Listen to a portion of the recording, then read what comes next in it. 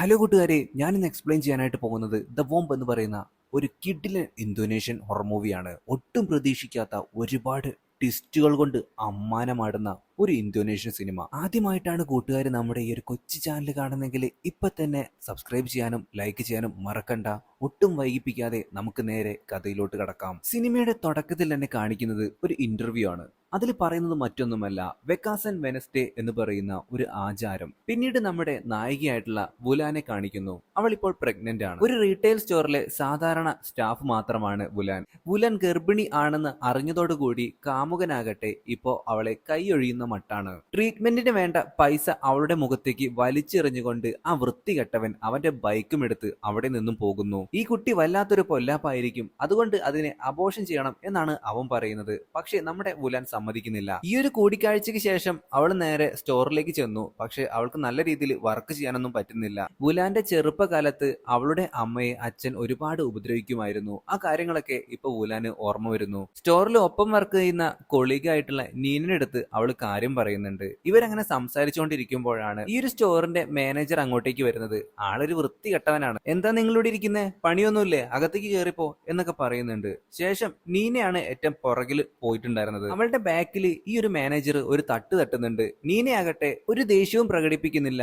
അവൾ അത് എൻജോയ് ചെയ്യുകയാണ്. അങ്ങനെ നമ്മുടെ വുലാൻ അന്നത്തെ വർക്കൊക്കെ കഴിഞ്ഞ് വീട്ടിലേക്ക് പോയി. അവളൊരു ചെറിയ കുടുസു മുറിയിലാണ് താമസിക്കുന്നത്. അവിടുത്തെ വാടക കൊടുക്കാൻ പോലും അവളെ കൊണ്ട് പറ്റാറില്ല. ഒഴിവു സമയത്ത് നമ്മുടെ വുലാൻ ഒരു ഫേസ്ബുക്ക് പേജിൽ ജോയിൻ ചെയ്യുന്നുണ്ട്. ഗർഭിണികൾ മാത്രമുള്ള ഒരു ഫേസ്ബുക്ക് പേജ് ആയിരുന്നു അത്. അപ്പോഴേക്കും ഇവള് നിൽക്കുന്ന അപ്പാർട്ട്മെന്റിന്റെ ഓണർ അങ്ങോട്ടേക്ക് വന്ന് റെന്റ് ചോദിക്കുകയാണ്. ഇവളുടെ കയ്യിലാണെന്നുണ്ടെങ്കിൽ പൈസയും ഇല്ല. ഈ കാര്യങ്ങളൊക്കെ നീനയോട് പറഞ്ഞപ്പോ നമ്മുടെ മാനേജർ എന്തൊക്കെ പറഞ്ഞാലും ഒരു പാവമാണ്. അടുത്ത മാസത്തെ സാലറി നീ നേരത്തെ ചോദിച്ചു നോക്കിയേ, പുള്ളിക്കാരൻ തരാതിരിക്കില്ല. ഇത് കേട്ടതും നമ്മുടെ വുലാൻ മാനേജറിനെ കാണാനായിട്ട് പുള്ളിക്കാരന്റെ ഓഫീസിലേക്ക് എത്തി. എന്നിട്ട് നേരത്തെ എനിക്ക് പേയ്മെന്റ് തരണമെന്ന് പറഞ്ഞപ്പോ, അയ്യോ ഇപ്പൊ ഉണ്ടാവില്ലല്ലോ, പിന്നൊരു കാര്യമുണ്ട്, എന്നെ നീ സഹായിക്കുകയാണെന്നുണ്ടെങ്കിൽ ഞാൻ നിനക്കും സഹായം ചെയ്യാം. ചുരുക്കി പറഞ്ഞ നേരത്തെ വേതനം കിട്ടാനായിട്ട് അവളുടെ ശരീരം അയാൾക്ക് കാഴ്ചവെക്കണം എന്നാണ് പറഞ്ഞത്. ഇത് കേട്ടതും വുലാൻ നോക്കി നിന്നില്ല. അയാളുടെ ചെള്ളക്കിട്ട് നല്ല പൊട്ടിക്കലണ്ട് കൊടുത്തു. മാനേജർ വിചാരിച്ചത് നീന ചെയ്യുന്നത് പോലെ ഇവളും തന്റെ വഴിക്ക് വരുമെന്നാണ്. പക്ഷെ പുള്ളിക്കാരൻ ഈ ഒരു അടി ഒട്ടും പ്രതീക്ഷിച്ചില്ല. അങ്ങനെ നമ്മുടെ വുലാൻ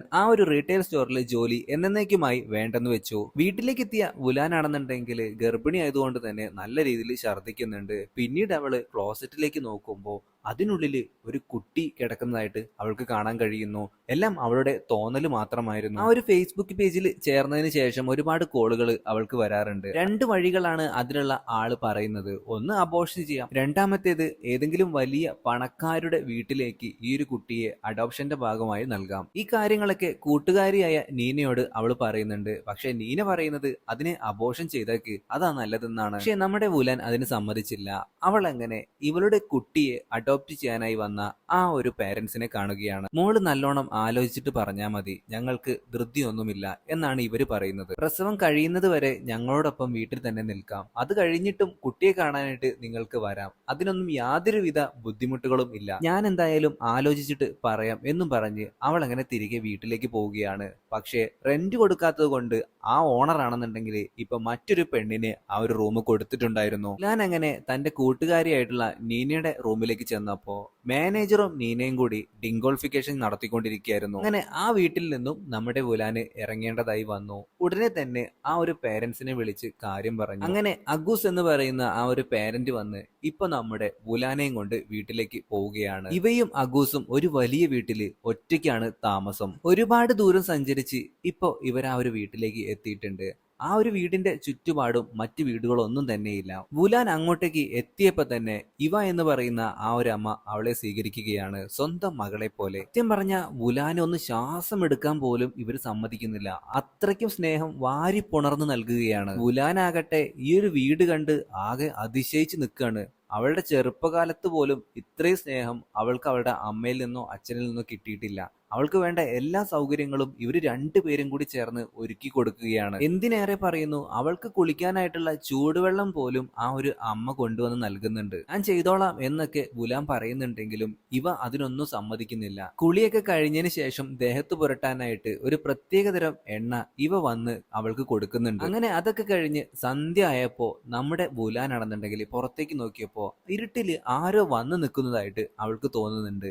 അതാരാണെന്ന് ഇപ്പൊ നമ്മുടെ ഇവയുടെ അടുത്തും അഗൂസിന്റെ അടുത്തും അവള് ചോദിക്കുന്നുണ്ട്. മോൾക്ക് തോന്നിയതായിരിക്കും, പ്രേത വീടുകളെ പോലെ ഇവിടെ ഒരു പണിക്കാരും ഇല്ല, നമ്മൾ 3 പേര് മാത്രമേ ഉള്ളൂ, ഇനി ഒരു കുഞ്ഞും കൂടി വന്നിട്ടുണ്ടെങ്കിൽ കുറച്ചും കൂടി ജീവൻ ഈ ഒരു വീടിന് വരും. വളരെ പാവപ്പെട്ട കുടുംബത്തിലായിരുന്നു നമ്മുടെ വുലാൻ ജനിച്ചത്. അവളുടെ പേരൻസ് ആണെന്നുണ്ടെങ്കിൽ എപ്പോഴും വഴക്കായിരുന്നു. പിന്നീട് ഫേസ്ബുക്ക് വഴിയാണ് ബോയ് ഫ്രണ്ടിനെ പരിചയപ്പെടുന്നത്. അവനാകട്ടെ ഈ ഒരു കുട്ടി ഉണ്ടായതോട് കൂടിയിട്ട് ഇട്ടേച്ചും പോയി. ഫീഡ്ബാക്ക് ചോദിക്കാനായിട്ട് ആ ഒരു ഫേസ്ബുക്ക് ഗ്രൂപ്പിൽ നിന്ന് ഒരാൾ വിളിക്കുന്നുണ്ട്. വളരെ നല്ല ഫീഡ്ബാക്ക് തന്നെയാണ് അവൾ കൊടുക്കുന്നത്. അന്ന് രാത്രി അഗൂസ് എന്തോ ഒരു കാര്യം കുഴിച്ചിടുമ്പോ ഒരു എലി അങ്ങോട്ടേക്ക് വരുന്നു. അടുത്ത ദിവസം രാവിലെ തന്നെ നമ്മുടെ അഗൂസ് അവിടെ ഉണ്ടായിരുന്ന മരങ്ങളൊക്കെ വെട്ടുന്ന സൗണ്ട് കേട്ടിട്ടാണ് വുലാൻ ഉറക്കം എഴുന്നേൽക്കുന്നത്. ഒരുപാട് നാളുകൾക്ക് ശേഷമാണ് ഇത്രയും ഭംഗിയായിട്ട് അവൾ ഉറങ്ങുന്നത്. കുളിച്ച് ഫ്രഷായി നമ്മുടെ വുലാൻ ആകട്ടെ ഇപ്പോൾ ഡൈനിങ് ടേബിളിന്റെ അടുത്തേക്ക് വന്നപ്പോഴേക്കും വുലാന് വേണ്ട പ്രത്യേകതരം ഭക്ഷണങ്ങളൊക്കെ തയ്യാറാക്കിയിരിക്കുന്നത് നമ്മുടെ അഗൂസ് ആണ്. കുട്ടിയുടെ ആരോഗ്യം പരിശോധിക്കാനായിട്ട് അഗൂസ് അപ്പ തന്നെ ഒരാളെ ഫോണിൽ വിളിക്കുന്നുണ്ട്. ശേഷം ആ സിസ്റ്ററിനോട് ഇങ്ങോട്ടേക്ക് ഒന്ന് വരാനായിട്ടും പറയുന്നു. കുറച്ചു സമയത്തിന് ശേഷം ആ ഒരു സിസ്റ്റർ വീട്ടിലേക്ക് ഇപ്പൊ വന്നിട്ടുണ്ട്. അങ്ങനെ ഇവളെ പരിശോധിച്ച് സ്കാനിങ്ങും മറ്റൊക്കെ നോക്കുമ്പോ കുട്ടിക്ക് ഒരു കുഴപ്പമില്ല എന്നൊക്കെ പറഞ്ഞ് ആ ഒരു സിസ്റ്റർ പോയി. അതിന്റെ സന്തോഷത്തില് ഇവയും അഗൂസും ഇപ്പൊ പാട്ടൊക്കെ വെച്ച് ഡാൻസ് കളിക്കാനായിട്ട് തുടങ്ങി. നമ്മുടെ വുലാനെയും ഡാൻസ് കളിക്കാനായിട്ട് വിളിക്കുന്നുണ്ട്. ഇവരിങ്ങനെ തന്നെ സ്നേഹിച്ചു കൊല്ലുന്നത് കണ്ട നമ്മുടെ വുലാനാകട്ടെ അവളുടെ എല്ലാ കാര്യങ്ങളും ഈ ഒരു ഇവയുടെ അടുത്ത് തുറന്നു പറയുകയാണ്. വളരെ പാവപ്പെട്ട കുടുംബത്തിലാണ് ഞാൻ ജനിച്ചത്.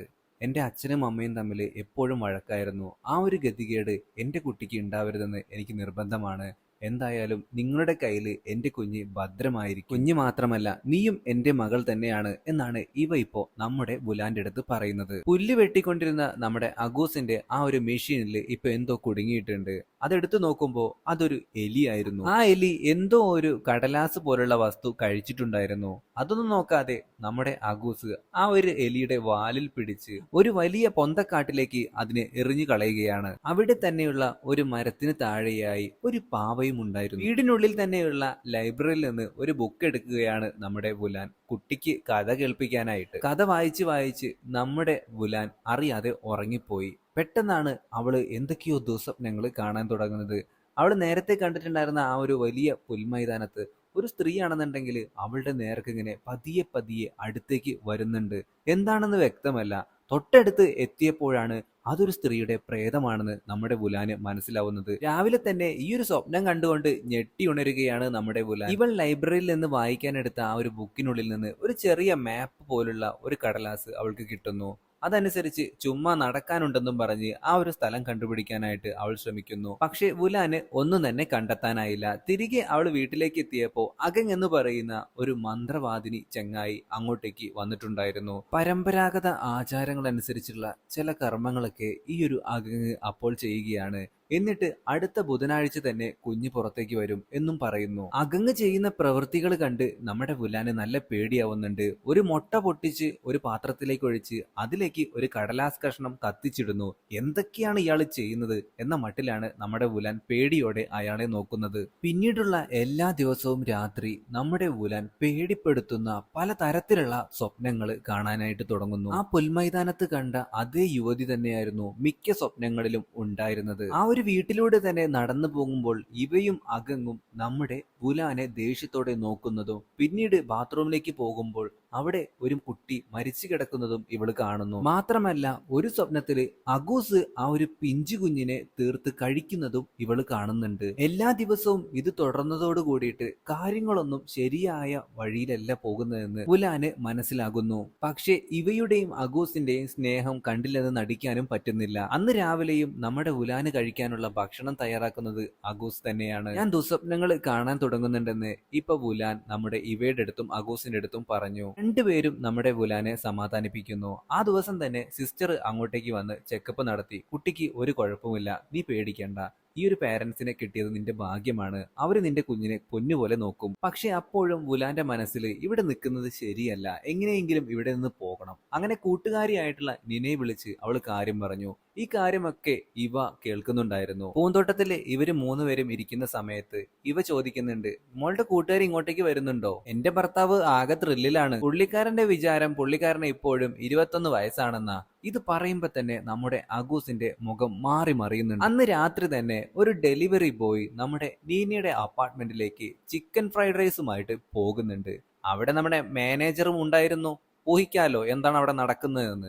അങ്ങനെ മാനേജറും നീനയും കൂടി ചേർന്നിട്ട് ആ ഒരു ചിക്കൻ ഫ്രൈഡ് റൈസ് മൊത്തം കഴിച്ചു. ഈ ഡെലിവറി ബോയ് മറ്റാരുമല്ല, അഗൂസ് തന്നെയാണ്. പുള്ളിക്കാരൻ ഒരു ചെറിയ ഗ്യാസ് സിലിണ്ടറും എടുത്തിട്ട് ഇപ്പൊ ആ ഒരു മാനേജറിന്റെയും നീനയുടെയും അടുത്തേക്ക് ചെല്ലുക. രണ്ടെണ്ണത്തിന്റെയും കഥ കഴിച്ച് അഗൂസ് അവിടെ നിന്നും മടങ്ങുന്നു. മറുവശത്ത് കുഴപ്പം തോന്നിയിട്ടുള്ള നമ്മുടെ ബുലാനാണെന്നുണ്ടെങ്കിൽ ഈ ഒരു വീട്ടിൽ നിന്നും രക്ഷപ്പെടാനായിട്ട് ഒരു യൂബർ ബുക്ക് ചെയ്യുന്നുണ്ട്. അങ്ങനെ അവള് സന്തോഷത്തോട് കൂടിയിട്ട് വീടിന്റെ പുറത്തേക്ക് നോക്കുമ്പോൾ ഒരു യൂബർ വരുന്നുണ്ട്. പക്ഷേ അതിൽ വരുന്നത് ഇവയുടെയും നമ്മുടെ അഗൂസിന്റെയും മകനായിട്ടുള്ള ബെർഗാസ് ആയിരുന്നു. മകന്റെ വരവ് കണ്ട് അഗൂസും ഇവയും ആകെ ഞെട്ടിത്തെറിച്ച് നിൽക്കുകയാണ്. രണ്ടെണ്ണത്തിനും കാര്യമായിട്ടുള്ള എന്തോ പ്ലാനിങ് ഉണ്ട്. ഇവര് രണ്ടുപേരും മകനോട് സംസാരിക്കുന്നതൊക്കെ നമ്മുടെ ഇവ ഒളിഞ്ഞു കേൾക്കുന്നതിനിടയിൽ അവിടെ ഉണ്ടായിരുന്ന ഒരു ഗ്ലാസ് വീണ് പൊട്ടി അവളുടെ കൈ മുറിഞ്ഞപ്പോ അത് നമ്മുടെ ബെർഗാസ് ചപ്പിക്കുടിച്ചുകൊണ്ട് ഇങ്ങനെ ചെയ്തിട്ടുണ്ടെങ്കിൽ ചോര നിൽക്കും എന്ന് പറയുകയാണ്. ബാത്റൂമിലേക്ക് പോയ വുലാൻ അപ്പൊ തന്നെ ആ ഒരു യൂബർ വിളിക്കാനായിട്ട് നോക്കുന്നുണ്ട്. പക്ഷെ റേഞ്ച് കിട്ടുന്നില്ല. അങ്ങനെ ആ ഒരു പ്രതീക്ഷയും പോയിരിക്കുന്നു. ബെർഗാസിന്റെ ഗേൾഫ്രണ്ട് അവനെ ഇപ്പോ തേച്ചു. അതുകൊണ്ട് തന്നെ സിംഗപ്പൂരിലെ ജോബൊക്കെ മതിയാക്കി ഇപ്പൊ അവൻ നാട്ടിലേക്ക് വന്നിരിക്കുകയാണ്. അടുത്ത ദിവസം മുതൽ നമ്മുടെ വുലാനാകട്ടെ ഇവര് മൂന്ന് പേരും ഒരു ദിവസം എന്തൊക്കെ കാര്യങ്ങളാണ് ചെയ്യുന്നത് എന്ന് മനസ്സിലാക്കുന്നു. ബെർഗാസ് വന്ന പാടെ തന്നെ നമ്മുടെ ഇവയുടെ അടുത്തും അഗൂസിന്റെ അടുത്തും വുലാൻ ആരെന്ന് ചോദിച്ചിട്ടുണ്ടായിരുന്നു. ഈ രണ്ട് മാതാപിതാക്കളും പറയുന്നത് അവളൊരു ഡിസ്റ്റന്റ് റിലേറ്റീവ് ആണെന്നാണ്. അവനാണെന്നുണ്ടെങ്കിൽ അത് വിശ്വസിക്കുകയും ചെയ്തു. അങ്ങനെ ഇവര് നാലുപേരും കൂടി ഭക്ഷണം കഴിച്ചുകൊണ്ടിരിക്കുമ്പോഴാണ് നമ്മുടെ വുലാൻ പറയുന്നത് ഇന്നത്തെ ഭക്ഷണം അടിപൊളിയാണല്ലോ എന്ന്. അച്ഛനാണ് ഇതുണ്ടാക്കിയതെന്ന് നമ്മുടെ ഇവ പറയുമ്പോൾ അത് വിശ്വസിക്കാനായിട്ട് നമ്മുടെ ബെർഗാസിന് കഴിയുന്നില്ല. അച്ഛൻ ഇങ്ങനെയൊക്കെ ഫുഡ് ഉണ്ടാക്കുവോ? എനിക്ക് പോലും ഇങ്ങനെ ഉണ്ടാക്കി തന്നിട്ടില്ല. അന്ന് രാത്രി തന്നെ ഈ ഒരു വീട്ടിൽ നിന്ന് രക്ഷപ്പെടാനായിട്ട് നമ്മുടെ വുലാൻ ഇവരുടെ അലമാരയിൽ നിന്ന് കുറച്ച് പണം മോഷ്ടിക്കാനായിട്ട് വരികയാണ്. വേണ്ട പണൊക്കെ എടുത്തിട്ട് അവൾ അവിടെ നിന്നും പുറത്തു കടക്കാനായിട്ട് നോക്കുമ്പോൾ അങ്ങോട്ടേക്ക് ബെർഗാസും ഇവയും വരികയാണ്. ബെർഗാസ് ഓടുന്നതിനിടയിൽ വീണിട്ട് കൈക്ക് ചെറിയ ചതവ് പറ്റിയിട്ടുണ്ടായിരുന്നു. അപ്പൊ തൈലം പുരട്ടി കൊടുക്കുകയാണ് അമ്മ. എന്തോ ഭാഗ്യത്തിന് അവള് അവിടെ ഉണ്ടായിരുന്ന അലമാരയിൽ കയറി ഒളിച്ചു. കുറച്ചു നേരം കഴിഞ്ഞപ്പോ ഇവ അവിടെ നിന്ന് പോയി. പിന്നീട് ബെർഗാസ് മാത്രമാണ് ആ ഒരു ബെഡിൽ കിടക്കുന്നത്.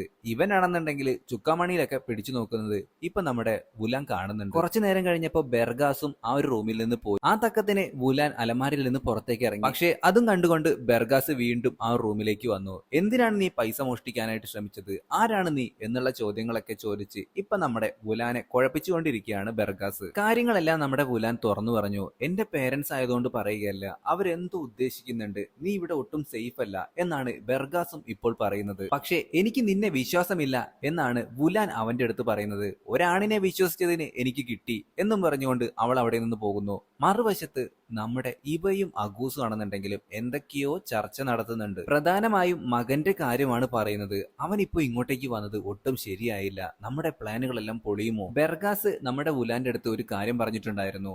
അവരുടെ അറിവോടെ അല്ലാതെ നീ ഇവിടുന്ന് പോവരുത്. അത്രയ്ക്കും നിന്നെ അവര് സ്നേഹിക്കുന്നുണ്ട്. അടുത്ത ദിവസം തന്നെ വുലാൻ ഇവയുടെ അടുത്ത് കാര്യം പറഞ്ഞു. എന്റെ കുഞ്ഞിനെ എനിക്ക് തന്നെ വളർത്തണം. നിങ്ങളൊന്നും വിചാരിക്കരുത്. ഓ അതിനെന്താ മോളെ, നീ പേടിക്കണ്ട. എന്തായാലും ഇത്രയും കാലം നീ ഇവിടെ നിന്നില്ലേ, ഇനിയിപ്പോ കുഞ്ഞ് ജനിച്ചിട്ട് പോയാ പോരെ.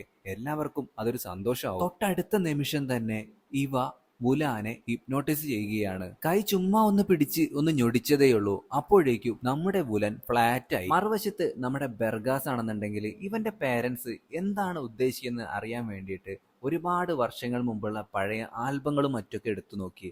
അതില് ഓരോ 10 വർഷം കൂടുന്തോറും ഈ ഒരു വീട്ടിലേക്ക് ഗർഭിണിയായ യുവതികളെ കൊണ്ടുവരാറുണ്ട്. പിന്നീട് അവരെ കാണാറുമില്ല. എന്റെ ജീവൻ പണയം വെച്ചാലും വേണ്ടില്ല, നിന്നെ ഞാൻ ഇവിടെ നിന്ന് രക്ഷിക്കുമെന്ന് ഇപ്പൊ നമ്മുടെ വുലാന് ബെർഗാസ് ഉറപ്പ് കൊടുക്കുന്നുണ്ട്. വീണ്ടും അവൻ ആ ഒരു ആൽബങ്ങളൊക്കെ എടുത്തു നോക്കുകയാണ്. ചെറുപ്പകാലത്ത് അവൻ കണ്ടിരുന്ന മറ്റ് ആൽബങ്ങൾ അവിടെയില്ല. അതെല്ലാം തന്നെ സ്റ്റോർ റൂമിലാണ്. അത് ഈ ഒരു വീടിന് പുറത്തായിട്ടുള്ള ഒരു ചെറിയ ഔട്ട് ഹൗസിലാണിപ്പോൾ. അങ്ങനെ അന്ന് രാത്രിയായപ്പോ ഇവര് രണ്ടുപേരും കൂടി ചേർന്നിട്ട് ആ ഒരു സ്റ്റോർ റൂമിലേക്ക് പോവുകയാണ്. നമ്മുടെ വുലാന് ഒരുപാട് സമയം നടക്കാൻ പറ്റില്ല. അതുകൊണ്ട് വീൽ ചെയറിൽ ഉന്തിയിട്ടാണ് അവളെ അങ്ങോട്ടേക്ക് ഈ ബെർഗാസ് കൊണ്ടുപോകുന്നത്. ഒരു പഴയ കാറിനുള്ളിലായിട്ടായിരുന്നു ആ ഒരു സ്റ്റോർ റൂമിന്റെ താക്കോല്. അതെടുത്തുകൊണ്ട് ഇവർ രണ്ടുപേരും കൂടി ചേർന്ന് ആ ഒരു സ്റ്റോർ റൂം മുഴുവൻ അരിച്ച് പെറുക്കി അവിടെ നിന്ന് 2 ബുക്ക് അവർക്ക് കിട്ടി. പക്ഷെ അപ്പോഴേക്കും ഇവയും അഗൂസും അങ്ങോട്ടേക്ക് വന്നു. ഈ എന്തായാലും പിടികൊടുക്കണ്ട എന്നും പറഞ്ഞുകൊണ്ട് നമ്മുടെ ബെർഗാസ് ഇവരുടെ ഫ്രണ്ടിലേക്ക് എടുത്ത് ചാടി. പക്ഷെ അപ്പോഴേക്കും ഇവ നേരെ കാറിനുള്ളിലേക്ക് പോയി അവളെയും കണ്ടുപിടിച്ചു. എന്തായിരുന്നു രണ്ടുപേർക്കും അവിടെ പരിപാടി? അഗൂസും ഇവയും മാറി മാറി ചോദിച്ചു. മറ്റൊരു വഴിയുമില്ലാതെ നമ്മുടെ വുലാൻ ഒരു കടന്ന കള്ളം അങ്ങോട്ട് പറയുകയാണ്.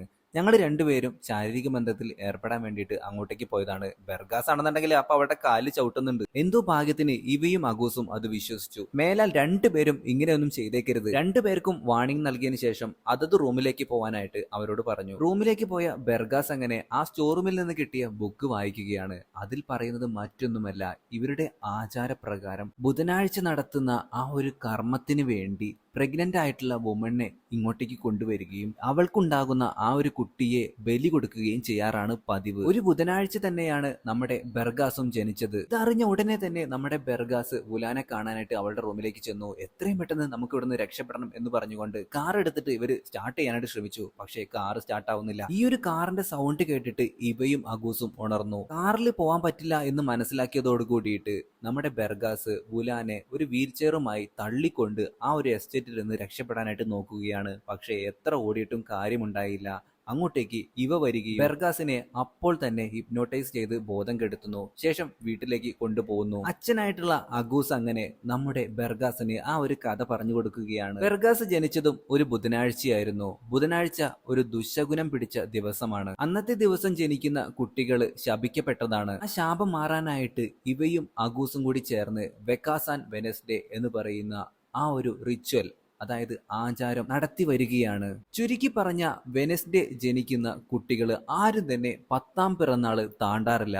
അതിനു മുമ്പ് മരിച്ചു പോവാറാണ് പതിവ്. അത് തടയാനായിട്ടാണ് ഇവർ ഈ ഒരു കർമ്മം ചെയ്തു വരുന്നത്. ഓരോ 10 വർഷം കൂടുമ്പോഴും ഇവയും അഗൂസും ഇങ്ങനെയുള്ള ഒരു പ്രഗ്നന്റ് വുമണിനെ കണ്ടെത്തി ഇവരുടെ വീട്ടിലേക്ക് കൊണ്ടുവന്ന് ഈ ഒരു റിച്വല് ഈ ഒരു അഗങ് എന്ന് പറയുന്ന ആളുടെ നേതൃത്വത്തിൽ നടത്തും. അങ്ങനെ ഇവന്റെ ആ ഒരു ജീവിതം വീണ്ടും അവര് നീട്ടിക്കൊണ്ടു പോവുകയാണ്. ആദ്യം തന്നെ ഇതറിഞ്ഞപ്പോ അവരുടെ വീട്ടിൽ തന്നെ ജോലിക്ക് നിന്ന സുമൈതി എന്ന് പറയുന്ന ഒരു യുവതിയാണ് ഇവര് ബലിയാടാക്കിയത്. ആ ഒരു കുഞ്ഞിനെ കയ്യിൽ കിട്ടിയ പാടെ ഇവ അവിടെ ഉണ്ടായിരുന്ന ഒരു ബൊമ്മയുണ്ട്, ഒരു മരത്തിന്റെ പ്രതിമ, അതിനുള്ളിലേക്ക് ഒരു ഡോറൊക്കെ ഉണ്ട്. അതൊക്കെ തുറന്നിട്ട് ആ ഒരു കുഞ്ഞിനെ അതിലാക്കും. ശേഷം അതിനെ ജീവനോടെ തീർത്ത് കളയും. അത് ഞാൻ പറയുന്നില്ല, നിങ്ങൾക്ക് കണ്ടാൽ മനസ്സിലാവും. ഓരോ 10 വർഷം കൂടുമ്പോഴും ഇവരുടെ പരിപാടി ഇത് തന്നെയാണ്. അതായത് എന്തെങ്കിലും ഒരു കാരണം കൊണ്ട് 10 വർഷം അടുക്കാറാവുമ്പോഴത്തേക്കും എന്തെങ്കിലും ഒന്ന് സംഭവിക്കും നമ്മുടെ ബെർഗാസിന്. ഉദാഹരണത്തിന് പുൽത്തകടിയിലിരിക്കുമ്പോൾ പാമ്പ് വന്നിട്ട് അവനിട്ട് പണിയും, അവൻ കിടപ്പിലാവും. ഇവരാണെന്നുണ്ടെങ്കിൽ ഒരു പ്രഗ്നന്റ് ലേഡിയെ കണ്ടെത്തും. വീണ്ടും അവന് 10 വർഷം സുഗമമായിട്ട് ജീവിക്കാനുള്ള ആ ഒരു ലൈഫ് കിട്ടും. ആ ഒരു ഫേസ്ബുക്ക് ഗ്രൂപ്പ് നടത്തുന്നതും ഫോൺ വിളിച്ച് പറയുന്നതും എല്ലാം തന്നെ അഗൂസ് ആയിരുന്നു. ഇതെല്ലാം കേട്ടുകൊണ്ട് നമ്മുടെ ബെർഗാസ് പൊട്ടിക്കരയുകയാണ്. നിനക്ക് വേണ്ടിയാണ് ഞങ്ങൾ ഇത്രയും വലിയ പാപങ്ങൾ ചെയ്തു കൂട്ടുന്നത്, പക്ഷെ നിങ്ങൾ ഈ ചെയ്യുന്ന കാര്യങ്ങളൊക്കെ ശരിയാണോ എന്നും പറഞ്ഞ് നമ്മുടെ ബെർഗാസ് വയലന്റ് ആയതോട് കൂടിയിട്ട് അങ്ങോട്ടേക്ക് ഇവ വന്ന് അവനെ വീണ്ടും ഹിപ്നോട്ടൈസ് ചെയ്ത് ഉറക്കുന്നു. പിന്നീട് അവൻ ഉറക്കമുണർന്ന് നോക്കുമ്പോൾ അവന്റെ കൈയും കാലും ഒക്കെ കെട്ടിയിട്ടിട്ടുണ്ടായിരുന്നു. ബെർഗാസ് ഉടനെ തന്നെ അവന്റെ കയ്യിലെ ആ ഒരു കെട്ടൊക്കെ അഴിക്കാനായിട്ട് ശ്രമിക്കുന്നു. മറുവശത്ത് വുലാനാകട്ടെ അവളുടെ കുഞ്ഞിന് ജന്മം നൽകുകയാണ്. അതെ, ഇന്നാണ് ആ ദിവസം, വെക്കാസാൻ വെനസ്ഡേ. പക്ഷെ എന്തോ ഭാഗ്യത്തിന് നമ്മുടെ ബെർഗാസ് അവന്റെ കയ്യിലെയും കാലിലെയും കെട്ടൊക്കെ അഴിച്ച് അങ്ങോട്ടേക്ക് ഓടി വരുന്നുണ്ടായിരുന്നു. പക്ഷെ അപ്പോഴേക്കും ഈ ഒരു റിച്വലൊക്കെ ഇവിടെ തുടങ്ങിയിട്ടുണ്ടായിരുന്നു. തന്റെ കുഞ്ഞിനെ ഉപദ്രവിക്കരുത് എന്ന് നമ്മുടെ വുലാൻ കരഞ്ഞു പറഞ്ഞു. പക്ഷെ അവർ കേട്ടില്ല. പൊട്ടിച്ച ഒരു കുപ്പിയുമായി നമ്മുടെ ബെർഗാസ് അങ്ങോട്ടേക്ക് ഓടി വന്നിട്ട് അവന്റെ കഴുത്തിൽ തന്നെ അവൻ ആ ഒരു കുപ്പിച്ചില്ല് വെച്ചതിന് ശേഷം ഇവളെ വെറുതെ വിട്ടില്ലെങ്കിൽ ഞാൻ സ്വയം മരിക്കും എന്നൊക്കെ പറഞ്ഞ് അവരെ ഭീഷണിപ്പെടുത്തിയിട്ട് വുലാനെയും ആ ഒരു പിഞ്ചു കുഞ്ഞിനെയും കൊണ്ട് അവൻ അവിടെ നിന്നും രക്ഷപ്പെടുത്തി കൊണ്ടുപോവുകയാണ്. മകൻ സ്വയം മരിക്കുന്നു പറഞ്ഞോട് കൂടിയിട്ട് ഇവർക്ക് പിന്നെ ഒന്നും ചെയ്യാനില്ല. പക്ഷെ അത് തടയാനായിട്ട് അഗൂസ് ശ്രമിച്ചെങ്കിലും അവനെയും കാറുകൊണ്ട് തട്ടിത്തെറിപ്പിച്ച് നമ്മുടെ ബെർഗാസ് അവളെ അവിടെ നിന്നും രക്ഷിച്ചു കൊണ്ടുപോകുന്നു. ഇതിന്റെ ഇടയിൽ ഇവ നമ്മുടെ ബെർഗാസിനെ ഹിപ്നോട്ടൈസ് ചെയ്യാനായിട്ടൊക്കെ ശ്രമിച്ചു. പക്ഷെ അമ്മയുടെ മുഖത്ത് പോലും അവൻ നോക്കിയില്ല. ഒരുപാട് യാത്രയ്ക്ക് ശേഷം പിറ്റേ ദിവസം കണ്ണു തുറന്നു നോക്കുമ്പോൾ ബെർഗാസിനെ ഡ്രൈവിംഗ് സീറ്റിൽ കാണാനില്ല. നോക്കുമ്പോൾ അവൻ അടുത്തുണ്ടായിരുന്ന ഒരു ചായക്കടയിൽ നിന്ന് ഒരു ചായ മേടിച്ചിട്ട് ഇപ്പൊ നമ്മുടെ വുലാന് നൽകുകയാണ്. ഇവര് രണ്ടുപേരും ഒരുമിച്ച് ജീവിക്കാനായിട്ട് തീരുമാനിക്കുന്നു. രണ്ടുപേർക്കും ഇപ്പോൾ അങ്ങോട്ടും ഇങ്ങോട്ടും ഭയങ്കര ഇഷ്ടമാണ്. അങ്ങനെ ഈ ഒരു ചായക്കടക്കാരന് പൈസ കൊടുക്കാനായിട്ട് ഡാഷ്ബോർഡിൽ നിന്ന് പൈസ ഒക്കെ എടുത്ത് അവൻ പുറത്തേക്ക് ഇറങ്ങുകയാണ്. അപ്പോഴാണ് ഒട്ടും പ്രതീക്ഷിക്കാതെ അത് സംഭവിച്ചത്. ഒരു ചെറിയ മിനി ലോറി വന്ന് ബെർഗാസിനെ ഇടിക്കുകയും അവൻ മരണപ്പെടുകയും ചെയ്യുന്നു. ചുരുക്കി പറഞ്ഞ 10ാം വർഷം ആയിട്ടുണ്ടായിരുന്നു. ഇങ്ങനൊരു സീനും കാണിച്ചുകൊണ്ടാണ് നമ്മുടെ ഇന്നത്തെ സിനിമ അവസാനിക്കുന്നത്.